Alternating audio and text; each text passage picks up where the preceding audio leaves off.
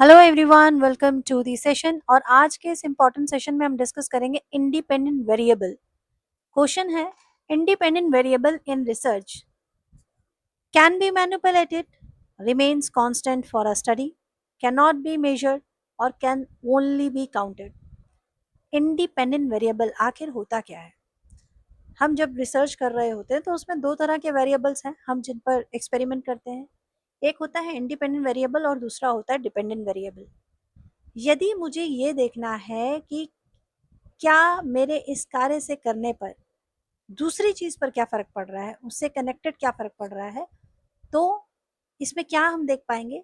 जो independent variable है जिस पर हम कार्य कर रहे हैं और जो आउटकम निकल के आ रहा है, यानी वो जिस पे काम चल रहा है, डिपेंडेंट वेरिएबल, रिजल्ट जो आ रहा है वो होगा उसका आउटकम जो डिपेंडेंट वेरिएबल पे रहेगा।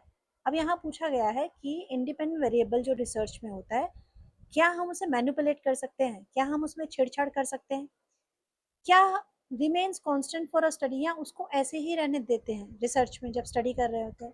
कैन नॉट बी मेजर, क्या उसे मेजर नहीं किया जा सकता?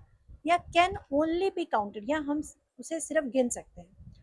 तो इन रिसर्च जो इंडिपेंडेंट वेरिएबल होता है वो वेरिएबल होता है जिसे हम चेंज भी कर सकते हैं और उसे मैनिपुलेट भी कर सकते हैं, देखने के लिए कि डिपेंडेंट वेरिएबल पर क्या इफेक्ट आएगा या क्या आउटकम आएगा।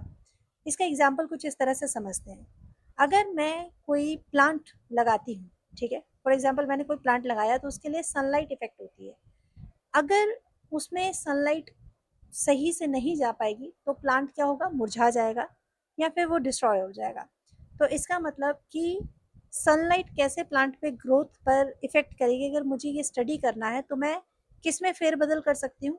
मैं ये फेरबदल कर सकती हूँ कि मुझे वो प्लांट को कितनी सनलाइट देनी है ना?